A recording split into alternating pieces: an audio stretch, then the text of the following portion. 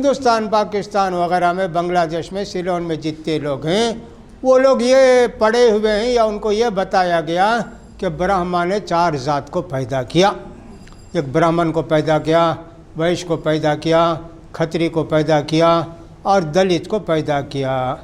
اب جو دلت ہوتا ہے اس کو پاؤں سے پیدا کیا، سب سے حقیر. برہمن کو سینے سے، اس کو پیٹ سے، اس کو پران سے پیدا کیا. ہندوؤں کا عقیدہ 4 ذات ہندوؤں میں ہے. اب جو پاؤں سے پیدا ہوا نا، کہتے ہیں صاحب یہ گندا ہے، نجیس ہے. دھیڑ کا سایہ نہیں پڑنا، دھیڑ وید نہیں پڑھنا، دھیڑ برہمن کی گلی کے اندر سے نہیں جا، ایسا ان کا عقیدہ ہے. پاؤں کسی کی طرف لمبا کرے تو بے ادبی سمجھتے ہیں. کیا بے ادبی ہے یہ؟ پاؤں لمبا کرتا ہے نا. پاؤں کسی کا لگ گیا تو غصہ دیتے، ارے معاف کرو بھائی. ہمارا عقیدہ ایسا نہیں نا. ہم تو 4 ذات کو نہیں مانتے، نہ برہما کو مانتے، ہم تو اللہ کو ماننے والے لوگ ہیں. ہمارے پاس پاؤں کی کوئی اہمیت نہیں، لیکن ہندوستان، پاکستان، بنگلہ دیش، سیلون وغیرہ کے اندر اس کو اہمیت دیتے. مسلمان بھی پاؤں کو معمولی سمجھتے ہیں. یہ جوتے نکال کر آؤ جی، جوتا پہن لگا کے اندر، عزت نہیں کیا، احترام نہیں کیا، ایسا کہتے ہیں. حالانکہ اللہ کے پیارے رسول صلی اللہ علیہ وسلم ہمیشہ جوتا پہن کر نماز پڑھاتے تھے. صحابہ بھی ہمیشہ جوتے چپل پہن کر نماز پڑھتے تھے. لیکن میں نے کہا دیا مسجد ایسی نہیں تھی نا، سادہ زمین کی مسجد تھی. اور اللہ کے پیارے رسول نے کہا بھی یہ جوتا پہن کے نماز پڑھو جی. یہودی نہیں پڑھتے جوتا پہن کے، تم مسلمان ہو نا، یہودی کی شریعت نہیں نا تم نا، تم جوتا پہن کے نماز پڑھو. صحابہ جوتا پہن کے نماز پڑھتے تھے. لیکن عرب کے اندر پاؤں کا ویسا مقام نہیں ہے، پاؤں کو ویسا نہیں سمجھتے ہیں. اس لیے جو لوگ حاجی جاتے ہیں نا، مکے میں کسی عرب صاحب کو دیکھتے ہیں وہ قرآن پڑھتے رہتے ہیں ٹیکا لگا کے، پاؤں کعبے کی طرف کر کے. کعبہ کو تو قبلہ بولو نا، قبلے کی طرف پاؤں. یہ ہندوستانی صاحب جا کے غصہ آتا ہے ان کو، عقل نہیں کیا تجھے، فلاں نہیں کیا، یہ نہیں کیا، کعبے کی طرف پاؤں کر کر پڑھتا کیا تو بیٹھا کیا. اب وہ کیا سمجھے گا، اردو میں تقریر شروع کر دیتے ہیں. کوئی بتاتا بھئی تمہارے پاؤں کعبے کی طرف ہیں، کہتے ہیں کیوں، کیا ہوا، پاؤں گندے ہیں. ان کے پاؤں ہیں کیا ہیں تو پھر کاٹ کر باہر رکھنا چاہیے نا. گندا چیز کو مسجد کے اندر کیوں لائے، وہ بھی مسجد حرام کے اندر. ان کو بولو پاؤں کاٹ کر باہر رکھ کر آؤ، میں بھی پاؤں کر لیتا.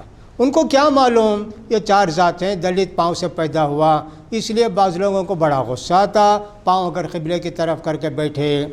اگر آپ اس کو بے ادبی سمجھتے ہیں تو بے ادبی کے لحاظ سے پاؤں اگر کریں گے، کعبہ کیا اس کی اہمیت، یہ سمجھے کفر کی طرح ہو گیا. کعبے کا احترام اگر دل کے اندر نہیں ہے، یہ سمجھے کفر کی طرح ہو گیا. لیکن آپ آرام کے لیے، اور کعبے کی بے عزتی آپ کے دل میں مقصود نہیں ہے، آرام کے لیے ویسے آپ کو ملا تو آپ نے ویسے قبلے کی طرف کر لیا پاؤں، تو کوئی گناہ نہیں ہے نا، کوئی گناہ نہیں ہے. اس کا خیال کرنا چاہیے.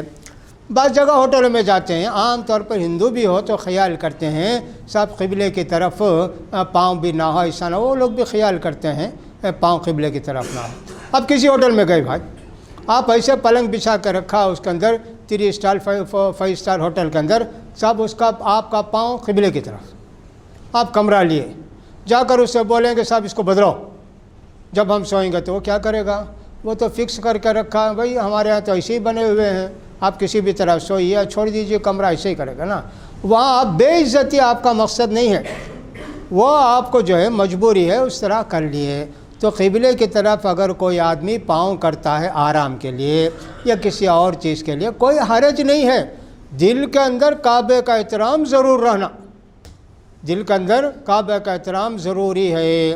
اس لیے بعض لوگ کسی بڑی مجلس میں پاؤں لمبا کر کے بیٹھتے ہیں، غصہ آتا ہے. کسی بڑے آدمی کی طرف پاؤں کر کے بیٹھتے ہیں، غصہ آتا ہے. یہ ہمارا دین نہیں ہے، ہماری شریعت نہیں ہے، ہندوؤں کا کلچر ہے جو ہمارے اندر آ گیا. تو کعبے کا احترام کرنا ہر مسلمان کے لیے ضروری ہے. اسی لیے اللہ کے پیارے رسول صلی اللہ علیہ وسلم نے فرمایا کعبے کا احترام کرو جی. تمہاری زندگی میں بھی یہ قبلہ ہے، تمہارے مرنے کے بعد بھی یہی قبلہ ہے. زندگی میں قبلہ ہم لوگ 5 وقت کی نماز کعبے کی طرف رخ کر کے ہی پڑھتے ہیں، مکے کی طرف ہی ہم لوگ پڑھتے ہیں. تمہارے مرے ہوئے لوگوں کا بھی قبلہ ہے. میت کو جب لٹاتے ہیں ذرا سا اس کو دانی کروٹ لٹاتے ہیں تاکہ اس کا چہرہ قبلے کی طرف ہو، پاؤں ادھر کرتے ہیں اور قبلے کی طرف ایسا ہوتا ہے۔ دیکھو مرنے کے وقت بھی قبلہ ہمارا، اس لیے زندہ